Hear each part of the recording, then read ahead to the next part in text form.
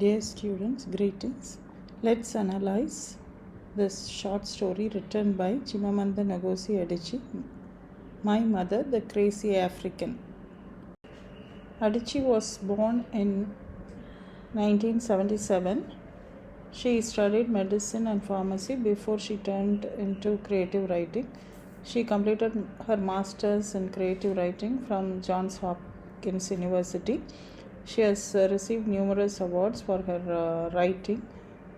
She has won an Orange Prize for fiction writing, and she has given TED Talk, The Danger of the Single Story, which is so popular.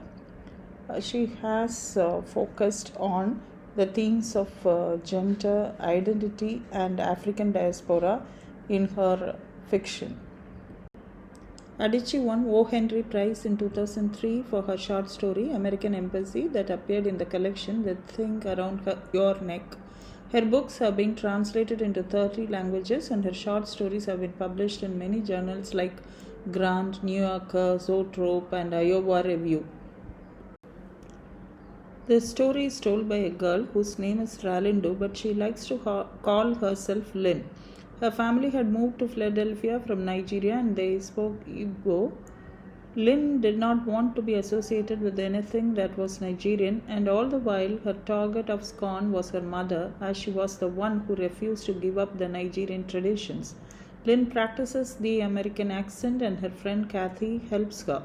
Kathy, an American, is very curious about all that is Nigerian. She spends a lot of time with Lynn's mother and loves to visit Lynn's house when they have guests. She is so fond of the American accent that she says, I wish Nigerians hadn't been a British colony.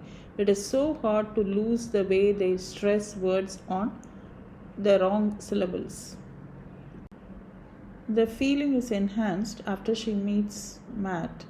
When Lynn is liking for Matt, Kathy is one who broaches the subject and puts them on together. She sees Matt mock the Indian boy with a heavy accent, so Lynn does not reveal her real identity. She even does not reveal her real name is Ralindo. He knew that they were from Africa and he thought Africa was a country, not a continent. This relationship goes with this veil of falsehood. One day, Matt comes to her house to do some schoolwork. Her mother leaves them, allows them to do their work. At that time, they move to the couch and end up in a steamy act. But before it reaches to its end, Lynn's mother walks in. They hear her close the door and get back before she catches them in the act. Matt is scared and goes out immediately. Later, when he meets her, Matt says, Your mom weirded me out last night. She's a crazy African.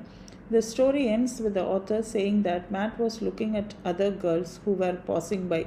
This suggests that Matt would leave Lynn. The characters of this short story are seen through the eyes of Ralindo, who calls herself Lynn. Lynn is a young girl who detests, that is, hates her origin and is so in awe of the American culture. She does not want to be known as Ralindo. She does not want to speak her language Igbo. She does not like the way her mother insists on following their Nigerian customs. She is ashamed that her mother does not dress like other African mothers who had adapted the new trends of America, that is, changed to the new trends of America. Nigerians are very proud of their ancestry, while Americans are not too bothered about it. And Lynn likes that nature. In short, she likes everything that is American. Lynn's mother is the protagonist in this story, and the title is also about the mother. The mother's name is not mentioned, but she is called Chika by her husband, and sometimes Lynn's friend Kathy also calls her by that name. That was one of the things Lynn's mother did not like. She liked Kathy but did not approve of calling elderly people by their first name. She wanted to be called Auntie.